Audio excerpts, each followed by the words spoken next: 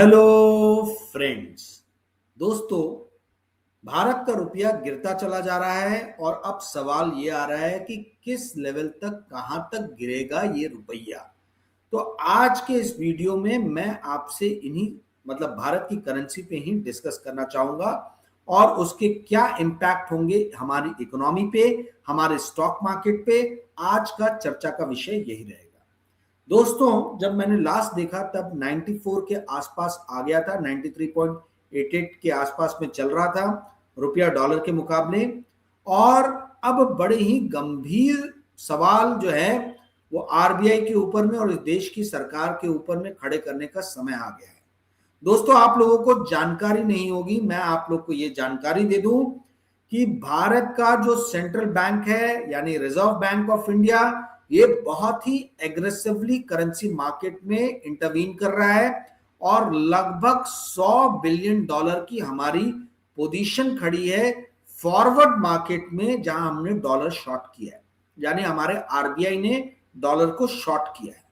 यदि आप लोग फ्यूचर एंड ऑप्शंस करते हैं तो आपको पता है कि जब कभी भी आप कोई चीज शॉर्ट करते हैं, सेल करते हैं, बेचते हैं और उसके बाद उसके दाम ऊपर चले जाते हैं, तो जो डिफरेंस रहता है वो आपका लॉस है। तो अभी हमको नहीं मालूम है कि किस किस लेवल पे जो है वो Indian reserve bank of India ने जो है वो डॉलर को जो है वो शॉर्ट किया है फॉरवर्ड मार्केट में, जो स्वैप किया है वो किस रेट पे किया है इसका अपने को आइडिया नहीं है। रुपी को स्टेबिलिटी प्रोवाइड करने के लिए कहा जा रहा है कि हमारा जो रिजर्व बैंक है वो डॉलर को शॉर्ट कर रहा है और रुपी खरीद रहा है। तो दोस्तों, सवाल ये उठता है कि भाई, आप यदि एक कैपिटल मार्केट इकोनॉमी हो तो आप क्यों बार बार रुपी में इंटरवेंशन कर रहे हो, उसके लेवल में बार बार इंटरवेंशन कर रहे हो। यदि आप याद करो तो पूरा जो एशियन क्राइसिस था 1997 का, वो कैसे शुरू हुआ था? वो शुरू हुआ था थाईलैंड से। और थाईलैंड में क्या हुआ था? थाईलैंड का सेंट्रल बैंक, वहां की जो करेंसी है भात, जिसको बोलते हैं, थाईलैंड की करेंसी का नाम है भात। तो वो भात का जो लेवल गिर रहा था, उस लेवल को मैनेज करने के लिए उसने बड़े ही एग्रेसिवली जो है वो डॉलर शॉर्ट किया और अपनी करेंसी को खरीदा ताकि थोड़ा स्ट्रांग हो। ठीक है, आप शॉर्ट करते हो यानी मार्केट में आप डॉलर ज्यादा बेच रहे हो। जब आप डॉलर मार्केट में ज्यादा बेच रहे हो, मार्केट में उसकी अवेलेबिलिटी ज्यादा हो जा रही है। मैं एकदम लेमैन भाषा में आपको समझा रहा हूं कि करेंसी कब स्ट्रांग होती है, कब वीक होती है और सेंट्रल बैंक्स कैसे डिसीजन लेते हैं। यदि आपकी करेंसी वीक हो रही है, जैसे मान लीजिए इंडिया का रुपया वीक हो रहा है, तो इंडिया का सेंट्रल बैंक यदि इस गिरते हुए रुपए को स्टेबिलिटी प्रोवाइड करना चाहता है तो वो क्या करता है? वो रुपये को खरीदेगा और डॉलर को बेचेगा। तो डॉलर के मुकाबले यदि रुपया गिर रहा है और आपने डॉलर डॉलर को सिस्टम में डाला, तो जिस भी चीज की अवेलेबिलिटी बढ़ जाती है, जाहिर सी बात है उसकी वैल्यू कम हो जाती है। यदि 10 सेब है 100 रुपए के बिक रहे हैं और वहां पे आपने 50 सेब डाल दिए, तो जाहिर सी बात है कि वो 100 से उसका दाम घट के 60 70 80 आ जाएगा। तो यही चीज करेंसी में भी होती है। तो ये इन्होंने, थाईलैंड ने क्या किया था कि डॉलर को शॉर्ट किया, डॉलर को मार्केट में डाला। आज वही रिजर्व बैंक भी कर रहा है, डॉलर को शॉर्ट कर रहा है और अपनी करेंसी खरीद रहा है। जब रिजर्व बैंक अपनी करेंसी खरीदता है, सेंट्रल बैंक अपनी करेंसी खरीदता है, तो उसकी अवेलेबिलिटी मार्केट में कम हो जाती है। मार्केट में जिस भी चीज की अवेलेबिलिटी कम हो जाती है, उसका वैल्यू, उसका प्राइस बढ़ जाता है। तो रुपी को स्ट्रांग बनाने के लिए या थाईलैंड गवर्नमेंट ने भात को स्ट्रांग बनाने के लिए यही कदम उठाए थे। ये एकदम लेमन भाषा में मैंने आपको समझाया। तो अब हो ये रहा है कि भाई, आपका रुपी तो आज स्ट्रांग हो नहीं रहा। आप फॉरवर्ड मार्केट में जो है डॉलर सेल किए जा रहे हो और रुपी स्ट्रांग नहीं हो रहा। आप अपने इंडिया के मार्केट में भी डॉलर सेल कर रहे हो, रुपी खरीद रहे हो, पर ये नहीं हो रहा। अब सवाल ये उठता है कि जिस किसी ने भी काउंटर पोजीशन लिया है फॉरवर्ड मार्केट में, जाहिर सी बात है ये फॉरेन बैंक्स ही हैं जिन्होंने, आरबीआई ने जब डॉलर बेचा, सेल किया, तो काउंटर जो मैकेनिज्म, जो काउंटर पार्टी थी, वो स्टैंडर्ड चार्टर्ड, जेपी मॉर्गन, इस टाइप के बैंक्स ही रहे होंगे। तो इन बैंक्स को पता है कि भारत के सेंट्रल बैंक की और भारत की वल्नरेबिलिटी कहाँ है। कहां भारत वल्नरेबल है, और यदि वो हमको और चोट पहुंचाना चाहे तो ज्यादा चोट पहुंचा सकते हैं। इस बात का मुझे भय है। यदि ये ईरान वॉर लंबा खिंच गया, खाड़ी युद्ध लंबा खिंच गया, तो इसका इम्पैक्ट जो है वो बहुत ही बुरा इम्पैक्ट रुपये पे भी पड़ने वाला है और इकोनॉमी पे भी पड़ने वाला है। दोस्तों, ये $100 बिलियन की जो पोजीशन जो है, ये जो खड़ी हुई है फॉरवर्ड मार्केट में, ये मेरे लिए बहुत बड़े चिंता का विषय है। इंडिया का कोई मीडिया इसको कवर नहीं कर रहा, इंडिया के मीडिया में कहीं इस बात पे बहस नहीं हो रही, कोई चर्चा नहीं हो रही। मुझे समझ में नहीं आ रहा कि भाई इस देश में फाइनेंशियल रिपोर्टिंग हो कैसे रही है। किसी को भी इस बात में क्यों नहीं दिलचस्पी है कि भारत के सेंट्रल बैंक ने, आरबीआई ने फॉरवर्ड मार्केट में $100 बिलियन की पोजीशन अपनी खड़ी करके रखी है। जो ये बार बार बोलते हैं कि हमारे पास में फॉरेन एक्सचेंज रिजर्व बहुत ज्यादा है, तो दोस्तों मैं आपकी जानकारी के लिए बता दूं कि फॉरेन एक्सचेंज रिजर्व जो है, इसमें 3 कंस्टिट्यूएंट्स रहते हैं। एक रहता है फॉरेन करेंसी एसेट, जिसमें डॉलर आता है, येन आता है, युआन आता है, स्विस फ्रैंक आता है, पाउंड आता है, यूरो आता है, यानी ये करेंसी एसेट है। ये जो करेंसी हमारे पास में है वो हमारे विदेशी मुद्रा भंडार का पार्ट रहता है। सेकेंड पार्ट जो रहता है वो रहता है गोल्ड, यानी सोना, ठीक है। और तीसरा जो रहता है वो आईएमएफ में स्पेशल ड्राइंग राइट्स के जो हमारे जो ये है जमा है वो। तो ये तीनों चीज मिला के जो है हमारे देश का फॉरेन एक्सचेंज रिजर्व बनता है, विदेशी मुद्रा भंडार बनता है। तो ये जो $700 बिलियन के ऊपर की बात कर रहे हैं फॉरेन एक्सचेंज की, आप इसमें से सबसे पहले तो गोल्ड का हिस्सा निकाल दो, क्योंकि आप जब तेल खरीदते हो तो आप कोई सोना बेच के तेल थोड़ा ना खरीदोगे, या जो आपको तेल बेच रहा है आप उसको सोना थोड़ा ना दोगे, बार्टर सिस्टम थोड़ा ना होता है। तो सोना जो है उसकी वैल्यू निकाल दो। दूसरा, आप आईएमएफ में अपने स्पेशल ड्राइंग राइट्स बेच के थोड़ा ना देश के अंदर में एलपीजी एलएनजी तेल लेके आओगे, वो निकाल दो। तो सिर्फ काम की जो चीज बचती है वो है फॉरेन करेंसी एसेट। अब फॉरेन करेंसी एसेट जो है उसमें मान लीजिए मोटा मोटी ये $700 बिलियन यदि मैं पकड़ू तो $550 बिलियन जो है वो फॉरेन करेंसी एसेट में होगा। मेरे पास में अभी एग्जैक्ट नंबर नहीं है इसलिए मैं बता नहीं रहा, मोटा मोटी अनुमानन बता रहा हूं, आप लोग चेक कर लेना। अब इस $550 बिलियन में भी जो डॉलर रिजर्व है वो 55 to 60% है, बाकी दूसरी करेंसीज हैं। अब हो ये रहा है कि जो 30-40% जो दूसरी करेंसीज हैं वो करेंसी की वैल्यू भी गिर रही है, वैल्यूएशन गिर रहा है। क्यों? क्योंकि वो डॉलर इंडेक्स स्ट्रांग हो रहा है। डॉलर इंडेक्स का मतलब है डॉलर की वैल्यू 5 बड़ी करेंसीज के अगेंस्ट में क्या है, जो इंडेक्स बताता है उसको डॉलर इंडेक्स बताते हैं। वो कौन सी करेंसी है? पाउंड है, यूरो है, येन है, युआन है, स्विस फ्रैंक है, ठीक है। तो यदि डॉलर इंडेक्स स्ट्रांग हो रहा है तो जाहिर सी बात है जो ये 35-40% आपने दूसरी करेंसी में फॉरेन एक्सचेंज रिजर्व रखा है इसकी वैल्यू भी गिरेगी। तो कितनी गिरेगी, क्या गिरेगी, इस पे आरबीआई को आके बताना चाहिए। तो कहने का अर्थ यह है दोस्तों कि जो हमको बताया जा रहा है कि हमारा फॉरेन एक्सचेंज रिजर्व बहुत ज्यादा है, यदि आप इसमें से स्पेशल ड्राइंग राइट्स निकाल दें, गोल्ड निकाल दें, और जो डॉलर इंडेक्स स्ट्रांग होने के कारण जो दूसरी करेंसीज में, यूरो में, पाउंड में जो रखा हुआ है, करेंसीज में जो हमारा फॉरेन एक्सचेंज रिजर्व पड़ा हुआ है उसकी वैल्यू भी घट रही है। तो कुल मिला के जो नंबर बचता है वो फाइनल नंबर जो है डॉलर टर्म्स में वही हमारे लिए मायने रखता है। और जो बार बार सरकार बोल रही है कि हमारे पास में 10 महीने के इंपोर्ट बिल का जो है वो फॉरेन एक्सचेंज रिजर्व है, क्योंकि $70 बिलियन के आसपास भारत इंपोर्ट करता है हर महीने में, और $700 बिलियन के आसपास में हमारे पास में रिजर्व है। तो दोस्तों कहने का अर्थ है कि हम ये $700 बिलियन पहली बात ले क्यों नहीं। दूसरी बात, हमारे लिए सिर्फ डॉलर मायने रखता है क्योंकि तेल हो गया या दूसरी जितनी भी बड़ी कमोडिटीज होगी, गोल्ड वोल्ड, सब डॉलर में ही मेजर होता है। तो इस देश का दुर्भाग्य है कि ना तो ये देश जो है ऑयल के मामले में बहुत ज्यादा ब्लेस्ड है, ना गोल्ड के मामले में बहुत ज्यादा ब्लेस्ड है। 140 करोड़ की पॉपुलेशन है, हर दिन 4.5 मिलियन बैरल हम तेल यूज करते हैं, जिसमें 4 मिलियन बैरल कच्चा तेल जो है हम बाहर से आयात करते हैं, जो लगभग 88% के आसपास में आता है। तो कहने का अर्थ यह है, और गोल्ड तो हम पूरा ही इंपोर्ट करते हैं। तो कहने का अर्थ यह है कि मुझे ऐसा लग रहा है जो इफेक्ट की बात है, बहुत सारे शादी ब्याह जो अप्रैल मई के महीने में होने वाले हैं। मुझे लग रहा है ये शादी ब्याह तो बंद ही हो जाएंगे, क्योंकि एलपीजी की किल्लत हो गई है, पहली चीज। दूसरी चीज, सोना जो है वो सोना कितने लोग खरीदने लायक हालत में बचेंगे मई तक, ये भी मेरे को बहुत ज्यादा मतलब इसके ऊपर में डाउट है। क्योंकि जिस कदर रुपया गिर रहा है डॉलर के मुकाबले, उस मुकाबले यदि सोना भी डॉलर के मुकाबले गिरता है तो भी रुपए के मुकाबले सोना जो है वो महंगा ही रहेगा।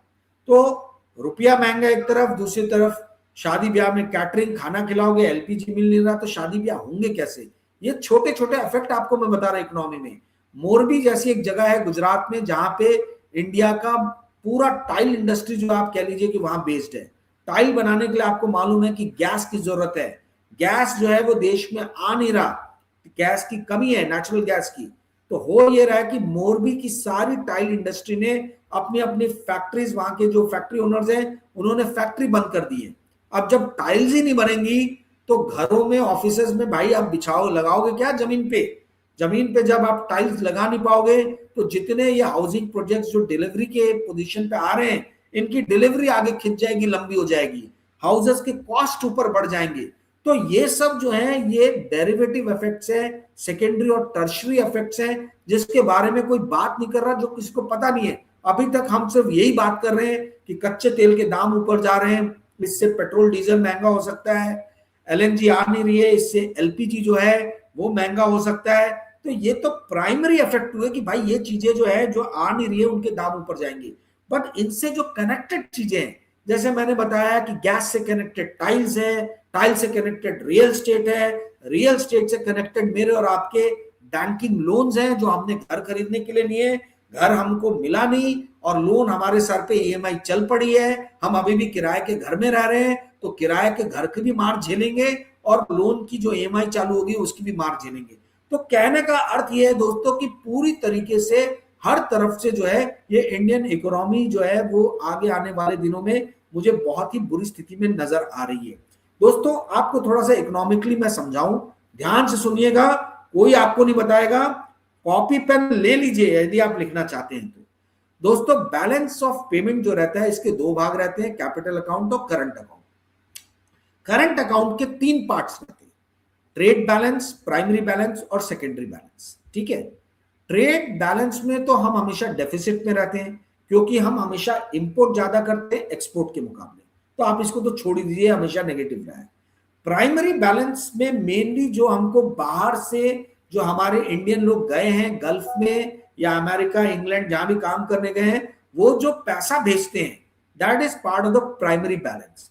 अब गल्फ से कम गल्फ में 90 लाख लोग, इंडियन लोग जो हैं वो आज की डेट में काम कर रहे हैं और ये सालाना लगभग $50 बिलियन जो है वो इंडिया में भेजते हैं, जो भी इनको सैलरी मिलती है अपने परिवारों को भेजते हैं। तो दोस्तों इसके ऊपर में बहुत काले बादल मंडराने लगे हैं ये जो घरों में पैसे भेजते थे, क्योंकि भाई गैस प्रोडक्शन ही नहीं हो रहा, ऑयल के कुएं बंद हो गए, आपकी कमाई बंद हो गई, आप वहां मजदूरी करने जाओगे कैसे? विमान चल नहीं रहा तो भाई आपके जो भी इंपोर्ट एक्सपोर्ट के बिजनेस है वो ठप पड़ गए। तो कहने का अर्थ ये है कि प्राइमरी बैलेंस भी खतरे में आ गया इंडिया का। ठीक है, और जो ये करंट अकाउंट बैलेंस है इसमें जो डेफिसिट बनता था, हमेशा डेफिसिट बनता था करंट अकाउंट बैलेंस में, क्योंकि हम इंपोर्ट ज्यादा करते थे, ट्रेड बैलेंस का ही पोर्शन ज्यादा रहता है, प्राइमरी और सेकेंडरी जो है वो बहुत छोटा रहता है। तो ट्रेड बैलेंस जो है वो नेगेटिव रहता था, इसलिए करंट अकाउंट बैलेंस नेगेटिव रहता था। इस करंट अकाउंट बैलेंस को नेगेटिव को न्यूट्रलाइज करने के लिए कैपिटल अकाउंट बैलेंस जो है वो काम आता था। कैपिटल अकाउंट में बेसिकली जो फॉरेन इंस्टीट्यूशनल इन्वेस्टर्स या एफडीआई जो इंडिया में पैसा डाल रहे हैं, इंडिया में कल कारखाने खोल रहे हैं एफडीआई के माध्यम से, और इंडिया के स्टॉक मार्केट या बॉन्ड मार्केट में पैसा डाल रहे हैं एफआईएस के माध्यम से। अब इस पे भी संकट के बादल मंडराने लगे हैं। 1 लाख करोड़ के ऊपर का स्टॉक्स जो है वो फिरंग लोग, गोरे लोग भारत में बेच के जा चुके हैं 20 मार्च तक, यानी जनवरी 1 से लेके 20 मार्च तक लगभग 1 लाख करोड़ का जो है माल उन्होंने भारत में बेच दिया, स्टॉक्स बेच दिया। तो दोस्तों ऐसी स्थिति में जब करंट अकाउंट बैलेंस आपका हमेशा नेगेटिव रहता है और कैपिटल अकाउंट बैलेंस भी जो है वो खतरे में नजर आ रहा है, इक्विटी मार्केट में हैवी सेलिंग हम देख रहे हैं, कल को पता चला बॉन्ड मार्केट में भी गोरे फिल्म जो है उठा के बेच के जाने लगे। हालांकि बॉन्ड में बहुत छोटा एक्सपोजर है, जैसे स्टॉक मार्केट में लगभग 16 16.5% जो है वो फिरंग लोगों की भागीदारी है। बॉन्ड मार्केट में इतनी ज्यादा नहीं है, 4-5% के आसपास में। पर यदि बॉन्ड मार्केट में भी सेलिंग चालू हो गई तो रुपये पे भयानक प्रेशर बढ़ेगा। और मुझे यह दिख रहा है कि शायद मई की शुरुआत में यदि ये युद्ध चलता रहा या ऐसा ही बना रहा तो 97 का लेवल जो है वो रुपया डॉलर के मुकाबले छू लेगा। दोस्तों ऐसे टाइम में आप लोग बहुत सोच समझ के निवेश करें। मैंने आज तिलक नगर इंडस्ट्री के जो स्टॉक्स थे वो बेचे, जो मैंने अभी रिसेंटली बताया था अपने पेड वीडियोस में। मैंने इसलिए नहीं बेचा कि मैं बुलिश नहीं हूं इस कंपनी पे, मैं बहुत ज्यादा बुलिश हूं, परंतु मुझे जो स्टॉक मार्केट की स्थिति दिख रही है वो बड़ी ही डावाडोल वाली स्थिति दिख रही है। सिल्वर एक ही दिन में 10% डाउन है। सिल्वर ईटीएफ जो मेरे पास में था 200 रुपए के नीचे आ गया। आज मैंने थोड़ा सिल्वर बाय किया है। तो दोस्तों मैंने जैसा आप लोग को वादा किया था कि मैं जो भी अपने पेड वीडियो में बताऊंगा स्टॉक्स, यदि मैं कभी भी सेल करता हूं तो अपने फ्री वीडियो में बताऊंगा। तो तिलक नगर आज मैंने एग्जिट किया है, मैं वापस से री एंट्री करूंगा। कब करूंगा? थोड़ा सा मार्केट में स्टेबल होने के लिए देख रहा हूं। लॉस हुआ है मुझे, जाहिर सी बात है, हर चीज में प्रॉफिट नहीं होता, आपको लॉस होता ही है, तो ठीक है, it's part of the game. फायदा हो रहा है तो लॉस भी आप बियर कर ही सकते हो। तो तिलक नगर बेचा है, टीटी में मैं बैठा हुआ हूं, जो मैंने आपको अगेन अपने पेड वीडियो में बताया था। रिलायंस इंडस्ट्री पे मैं बैठा हुआ हूं, जैसा कि मैंने आपको बताया था। कॉन्फिडेंस पेट्रोलियम आज मैंने थोड़े प्रॉफिट पे सेल कर दिया है। जो स्टॉक्स है मेजॉरिटी सेल कर दिया है और उसमें प्रॉफिट हुआ मुझे, तिलक नगर की तरह लॉस नहीं हुआ। तो ये मोटा मोटी आज मैंने पोजीशंस लिए।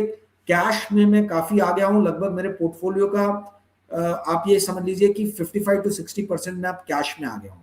वेदांता जो है वो मैंने फ्यूचर्स में बाय किया है, ये पोजीशन में बता रहा हूं।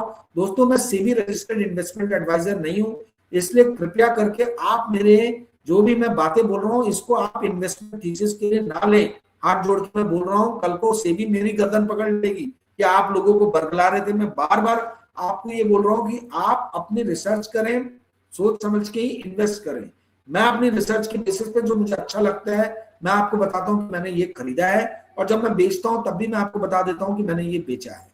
तो वेदांता हो सकता है कि अगर मेरे को लॉस होगा डे एंडिंग तक तो मैं उसको पोजीशन स्क्वायर ऑफ कर दूंगा। अभी 2-2.5 घंटे बचे हैं मार्केट क्लोज होने में। तो कहने का अर्थ ये है दोस्तों कि मार्केट जो है बहुत ही पोजीशन जो है अभी बहुत सोच समझ के स्टॉक मार्केट में इन्वेस्टमेंट करने का टाइम है।